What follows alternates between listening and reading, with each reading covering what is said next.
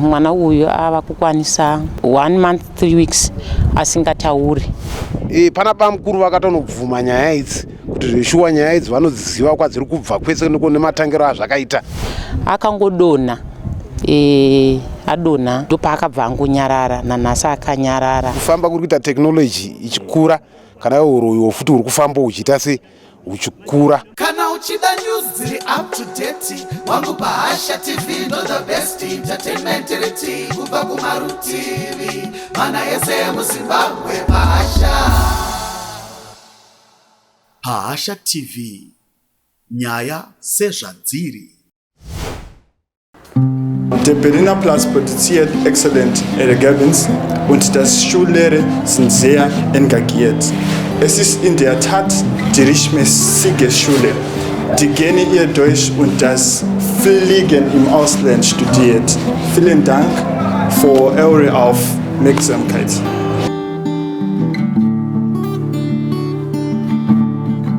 Makasimba here vatariri, tinokuchingamidzai zvekare pano paBahasha TV. Kuno kwatiri tiri mudunhu raIshe Makopi, kwatiri kuno kunonzi kuBare Primary School. Ndina Sabhuku Dombo Jena ndo andinawo panapa. Mavanzwa achitaura zita rawo. Pane chitiko chiri kuitika mumusha mawo chinosuwisa. Sabhuku, mungagona here kutsanangurira mhuri yeZimbabwe kuti zvitiko izvi zvakamira sei? Hongu, aiwa, ndoda kuti nditende chokutanga ndichatanga kukwazisa mhuri yese yeZimbabwe yakatarisa iri kuona zviri kuitika panguva idzo dzino kudai tine paHasha. Chimiro chiri mumusha mangu ezvino ndechekuti zvinhu hazvisina kutimirira zvakanaka mumusha, kuburikidza nokuda kuti vanhu vabatira hura vavo maoko nenyaya yekuti uroyi huri mumusha mangu hwasvika. Handizivi kana iri tekinoloji kuti kufamba kuri kuita tekinoloji ichikura, kana uroyi futi uri kufamba uchiita se uchikura, nekuti nhumbu chaidzo hadzichaberekwa mumusha mangu madombo Jena. Yangoti mwana aita nhumbu, angave kana mudzimai aita nhumbu yabva. Kana mwana akaberekwa haaite 3 weeks anobva angofa. Unonyatsonzwa munhu achitaura kuti zvino imi munenge muchitaura muchiti kana ndakadya mwana wenyu muchatitema nedemo, ko zvino inga tiri kungovadya, inga hamisi kutitema nematemo acho 1. Saka ndo zvaita kuti tisvike kuno kwaMambo Makopi. Nyaya yedu haisati yapinda zvaimudare kuti tinzwe kuti mambo vachatibatsira sei kana kuti vachatipa rubatsiro rupi, nekuti mhuri yakuchema-chema. Kana ini upenyu hwangu sasamusha muno mumusha macho madombo Jena, upenyu hwangu husisina kumira zvakanaka. Wow, it risky because nesuwo isusu tinogara uZabwe muno madombo Jena tiri mhuri yekwaMadomasi. Takafamba semhuri yekwaMadomasi takaenda kune muprofita watakaenda. Muprofita taenda, pane vakuru vemumhuri medu imomo vakanobatwa vane zvinhu zvavo. Vabatwa vane zvinhu zvavo, 1 akabvuma kuenda kunosarenda, asi mumwe mukoma vakuru vane zvinhu zvakawanda chaizvo vakaramba kunozvisarenda. Saka nyaya yakuitika ndeyekuti vakutivo kana vakada kuti mukoma nyaya dzekuti ziyetozifambisa sei, vanhu ava kuenda kunotora mapeace order zvokuti kana mudzimba dzavo vachengetedzwa nemutemo manje. Mutemo zvavachengetedza, uroyi hwavo huya manje hwane simba rokuti hapasina achakwanisa kana kunomuti nhai kana kuda kuti umuti mangwanani, nekuti kana ndakati ndimuswedze yatomhosva. Since vanhu ava vakanotora mapeace order ekuti havachada kuti hama sehama dzavo kuti svisvike mumisha yavo. Saka ndingangoti ndo dambudziko guruguru ratinaro mumusha medu madombo Jena.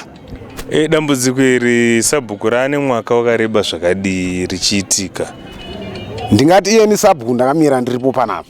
Sabhuku wandakatsiva, handakazotsiva ndichizopindawo uSabhuku, mukoma wangu wandaitedzana naye.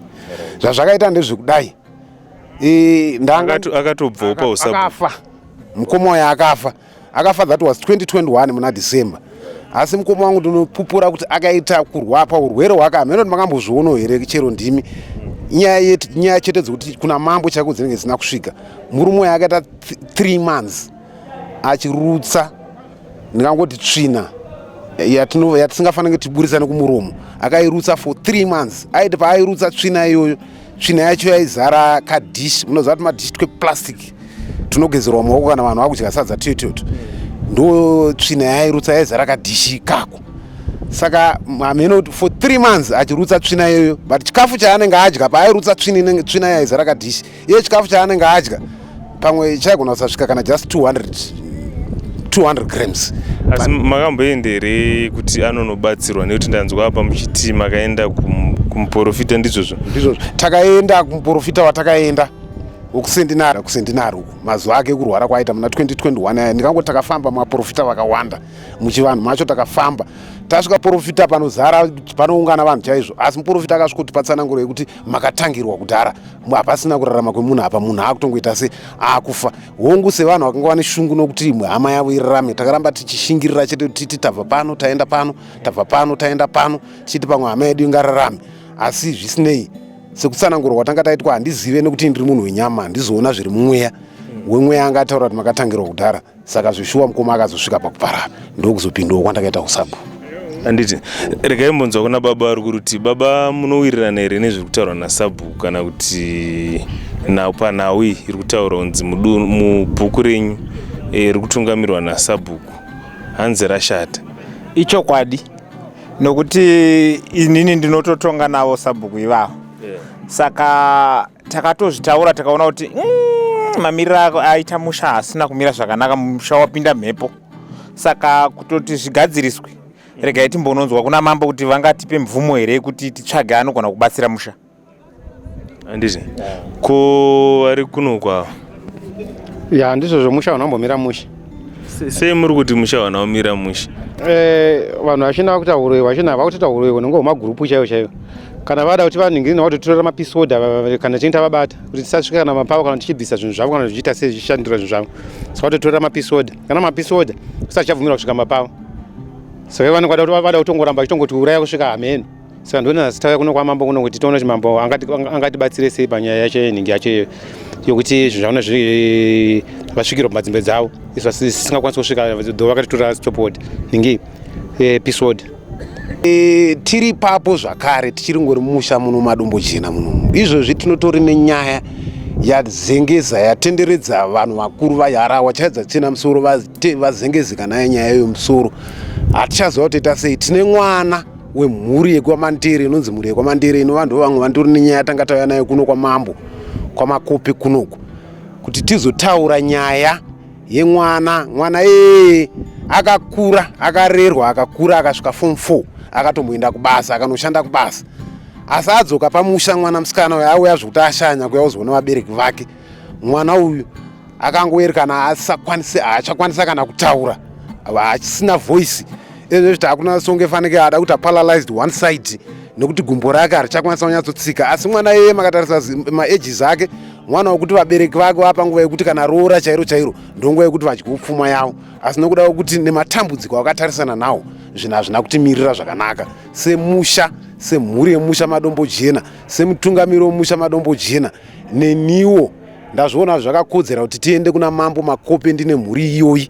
Mambo vanyatsonoona kuti zvishuwa madombo jena musha iwoyo hausina kumira zvakanaka, uroyi ndo hwakutakatira hwatekeshera hwakutonga musha wese. Ini ndinonzi Amai Mandere, ndinobva mubhuku remadombo jena kumazoe North kuChiweshe. Ndine mwana musikana anonzi Chinotenda Mandere ane 24 years. Mwana uyu ava kukwanisa 1 month 3 weeks asingatauri. Akangodonha adonha ndopaakabva angonyarara, nanhasi akanyarara. First week raadonha akanga akanyarara achiita gumbo rekuraiti rekuzvuva, but iko zvinezvi gumbo haachanyanyozvuva asi akufamba akaita kakukotama. Izvi haisi first time yake kuzviita, akambozviita futi 2022 akagara 5 months asingatauri, ndokubva azongotaurawo. Anoenda kuSalvation Army, saka paakaenda kumusangano wake wemayouth ndopaakazongodzoka akutaura. Saka apa zvadzokororazve akanyarara ane mwedzi ne3 weeks akanyarara.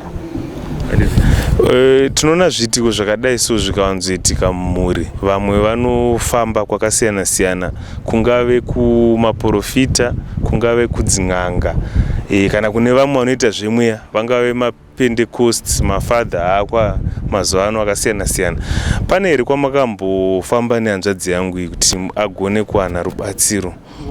Kune kwatikaenda, taenda mwana akabatsirwa ndokubva atipromisa kuti achataura. After 3 days tabva ikoko, mwana ane usiku hwaakarara achitaura zvokubva kumaraundi 11 kusvika kuma5 achitaura, but aitaura achiita seakapoterwa nemhepo dzemukoma dzatete wake hanzvadzi yababa wake akashaya, because aizviti ndinisipiwe makandiurayirei, ndinoda kuti mutaure chawakandiurayira. Waaitaura ndoda kuti mutaure chawakandiurayira handauziva ndiani, because anga asingamudomi zita nekuti ana baba wacho vese vakanga vakangoungana. Saka aingotaura achishauta kusvikira mangwana acho makuseni, achibva azongonyarara, abva anyarara anozotaurazve. Sabhuku, mune zvamunoda kuwedzerere pana we? Hongu ndine zvandirawo nditi wedzerei. Bata ichitauridzo ndaita kuri? Totenda. Hongu ndine zvandirawo nditi wedzerei pane zvanga zvitaurawo. Uyu Mai Mandela wataura muramu wangu, mukadzi wemukoma wangu. Ndingangoti nyaya huru yaita kuti tisvike kuno kwamambo. Iye musikana muri kuona ari parutivi paamai vake ndiye musikana wacho Tino Mandela wacho atotaura nezvake. Hatiri kuti mwana uyu haasi kana kutaura. Ndofunga kana mhuri yese yeZimbabwe makatarisa izvo zvitakamira panapa, tototaura nezvemunhu wandakamira naye pano. Musikana muri kuona akapfeka heti yeshinda yeulu ane leather jacket, haasi kuti haachataura. Gumbo rake takatofungidzira kuti mwana akuita paralyzed. Ichokwadi nyaya iri kutaurwa. Nyaya yakaitika ndeyekuti vafamba kumuprofita kwavakanofamba, panapa mukuru vakatonobvuma nyaya idzi kuti zveshuwa nyaya idzi vanodziziva kwadziri kubva kwese nematangiro azvakaita. Vakazvibvuma vari pamuprofiti, asi the moment vakangobva chete kumaprofita ndo vamwe vachandanga ndichataura nezvavo kuti vakupota vachishandisa mutemo wekumamajor street, usiri mutemo wekuno kumadzimambo, wekuti vanoenda vanotorera vanhu peace order yekuti nometa ndiri kuuraya vanhu, nometa ndiri kuroya vanhu, inini chete pamba pangu handichada kuti paitwe sei pasvikwe. Ndingakuti muchidimbu ndo mamiriro azvakaita. Aiwa, mhuri yeZimbabwe ndofunga chiri musakasaka chinozvinzwira manzwa zvizere zvanga zvichitaurwa naSabhuku zvekare nevatinawo panapa vachipupura kuti aiwa musha mashata. Regai tizokupai zvizere panyaya iyi kana mambo makope vachinge vasvika vachipa mutongo wavo kuti vachaitonga sei. Ngatirambei takatarisa pano paPahasha TV, tobaya subscribe, like and share button. Mein Name ist Charlotte Manguro. Ich lerne auch Deutsch in der wunderbaren Deutsch-Sprachenschule Berliner Platz Internationale. Das Lerngefühl ist sehr günstig. Danke schon fürs Zuhören.